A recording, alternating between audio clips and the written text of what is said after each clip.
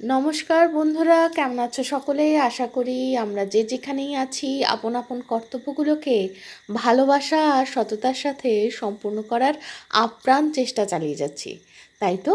আর আমরা আমাদের এই যে সাধনা, এই সাধনায় মা বাবার আশীর্বাদে, গুরুদেবের কৃপায় আর পরমেশ্বরের ইচ্ছা অনুসারে সফল হব, এই শুভ কামনা নিয়ে এসো শুরু করি আজকের গল্প। আজ বৃহস্পতিবার, মানে মায়েদের গল্প। তো মায়ের লেখা একটা গল্প। তো শুরু করি। আবার পেয়ে শ্রোতা গল্প বলল ট্যাঁ ট্যাঁ, ছোট্ট মানুষের ছোট্ট গল্প, লেখিকা শ্রীমতী বাণী পাত্র, আর গল্পের নাম আমি। তো দেখা যাক এই আমিটা কেমন আমি, তার কি গল্প। গল্প না বলে আমার কিছু গোপন কথা বলাই ভালো। নববর্ষের প্রভাতে ঝলমলে আমি, আমাকে নিয়ে ভোরের স্নিগ্ধ হাওয়ায় প্রভাত ফেরি, গান, আবৃত্তি, আরও কত কি। আমি ঘেমে নে একাকার হয়ে বাড়িতে আসি। বাড়ির মধ্যে আমি দুর্গন্ধে বাতাস ভরিয়ে তুলি। প্রচণ্ড গরমে, রোদের তাপে বাড়ির বাহিরে আমাকে রেখে আসে। আমি গরমে ছটফট করতে থাকি, গরম বাতাসে এদিক ওদিক করতে থাকি। আমাকে কেউ ঘরে নিয়ে যায় না। এদিক ওদিক করতে করতে গাছের ছায়ায় কখন ঘুমিয়ে পড়েছি। ঘুম যখন ভাঙলো তখন দেখি সূর্যনারায়ণ অস্তাচলে, চারিদিক স্নিগ্ধ মৃদু আলোয় ভরপুর। আমি মহা আনন্দে আবার এদিক ওদিক করতে থাকি। ঠিক তক্ষুনি ঘরের ভিতর থেকে বাড়ির গিন্নিমা এসে আমাকে আদর করে ঘরে নিয়ে সযত্নে ঠাঁই দেয়। এইভাবে আমাকে নিয়ে গিন্নিমা মাঝে মাঝে ঘর বাহির করে। এক সময় বাহিরে পূবালি হাওয়া এসে আমাকে একেবারে ভিজিয়ে জড়ো সড়ো করে দেয়। আমি আর এদিক ওদিক করতে পারি না। আমাকে কেউ ঘরে নিয়ে গেল না। আমি অনবরত কাঁদতে থাকি। কাঁদতে কাঁদতে যখন অশ্রু আর ঝরে না, পূবালি হাওয়ার টুপটাপ জলের ধারা যখন থেমে যায়, গাছের ফাঁকে উঁকি দেওয়া আলো আর মৃদুমন্দ মুক্ত হাওয়া আমাকে স্পর্শ করে, আমি তখন আমার সমস্ত শক্তিকে এক করে নিজের জড়তাকে দূর করে আবার এদিক ওদিক করতে থাকি। মনের আনন্দে নিজেই বিভোর হয়ে যাই। ঠিক তখনই বাড়ির গিন্নিমা এসে আমাকে ঘরের ভিতর নিয়ে গিয়ে ঠাঁই দেয়।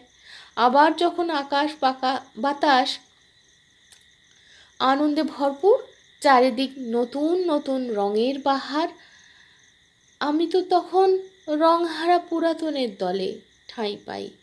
আমায় লুকিয়ে রাখে উজ্জ্বল রংবাহারের উষ্ণতার অন্দরে। আমাকে কেউ দেখতে পায় না। আমি এদিক ওদিক উঁকি দিয়ে দেখি।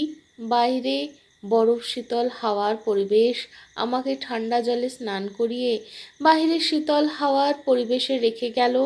ওখানে দিবাকরের দিনের উষ্ণ আলোয় রংহারা বিবর্ণ হয়েও আমি মনের আনন্দে এদিক ওদিক করতে থাকি। আমার আনন্দ দেখে কে? ঠিক তখনই গিন্নিমা এসে আমাকে ঠাঁই দেয় ঘরের ভিতরে।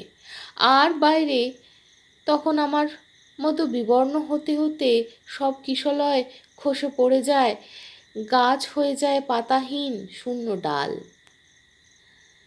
ডাল পূর্ণ হয় নতুন নতুন কচি কচি কিশলয়, আর সাজিয়ে তোলে নানা রঙের বাহারে। সেই রং বাহারে আমি তো তখন বিবর্ণ রংহারা।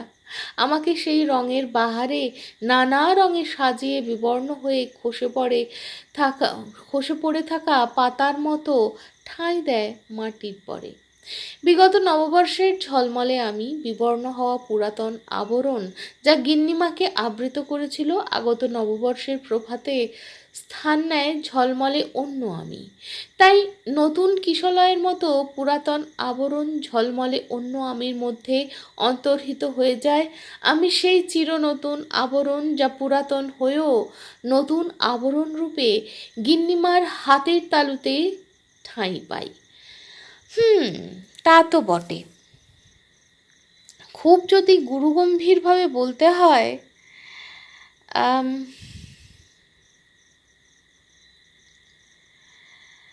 তাহলে বলতে হয় যে এই যে আবরণ, চামড়ার বাইরের আবরণ এরমভাবেই চক্রপথ পরিবর্তন হতে থাকে। নববর্ষে আসে নতুন, পুরাতন সরে যায় চৈত্রে, আবার যখন নববর্ষ আসে তখন নতুন এসে ভিড় করে। তাই জন্যই প্রত্যেকবার চৈত্র সেল হয়, আর তারপরেই পয়লা বৈশাখের উদযাপন হয়। আর অন্য দিক থেকে বলতে গেলে, একটা কোথায় যেন পড়েছিলাম, 8 বছরে আমরা প্রত্যেকটা অঙ্গ প্রত্যঙ্গ নতুন করে ফিরে পাই, নতুন হয়ে যায় পুরো, শুধুমাত্র মাথার কোষগুলো ছাড়া। তাহলে একদল আসবে তাদের জায়গা করে দিতে, পুরানোরা জায়গা ছেড়ে দেবে, আবার যারা নতুন এলো তারাও এক সময় নতুনের জন্য নিজেদের জায়গা পুরাতন হয়ে ছেড়ে দেবেন। তাহলে আজ এই অবধি, সকলে ভালো থেকো, আনন্দ থেকো। আর দুর্গাপুজো আসছে, তখন নিশ্চয়ই নতুন আবরণ কিনবে। ভালো থেকো, কেমন? টাটা।